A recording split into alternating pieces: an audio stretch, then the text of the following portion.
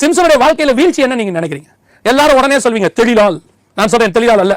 சிம்சனுடைய வீழ்ச்சிக்கு காரணம் அவன் தாயையும் அவன் தகப்பனிடத்துல அவன் வெளியே நடந்ததை சொல்லாது. 14ஆம் அதிகாரம் நியாயாதிபதிகளின் புஸ்தகம் 6வது வசனம். அப்பொழுது கர்த்தருடைய ஆவி அவன் மேல் பலமாய் இறங்கினதினால் அவன் தன் கையில் ஒன்றும் இல்லாதிருந்தும் அதை ஒரு ஆட்டுக்குட்டியை கிழித்து போடுகிறது போல கிழித்து போட்டான்.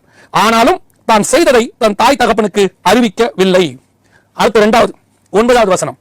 அவன் அதை தன் கைகளில் எடுத்து சாப்பிட்டுக் கொண்டே நடந்து தன் தாய் தகப்பனிடத்தில் வந்து அவர்களுக்கு கொடுத்தான். அவர்களும் சாப்பிட்டார்கள். ஆனாலும் தான் அந்த தேனை சிங்கத்தின் உடலிலே எடுத்ததை அவர்களுக்கு அறிவிக்கவில்லை.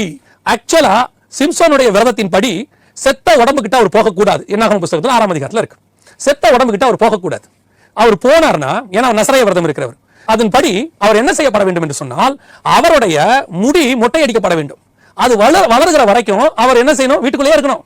அது வளர்ந்த பிறகு ஆசாரியன் கிட்ட போய் அவர் என்ன செய்யணும்? தனக்கு முடி வளர்ந்ததை காட்டின பிறகு திருப்பி நசரேய விரதத்துக்குள்ள வரணும். இந்த சம்பவம் சிம்சோன் பெற்றோரிடத்தை சொல்லாததுனால இது என்ன ஆச்சு? மறைக்கப்பட்டு போச்சு.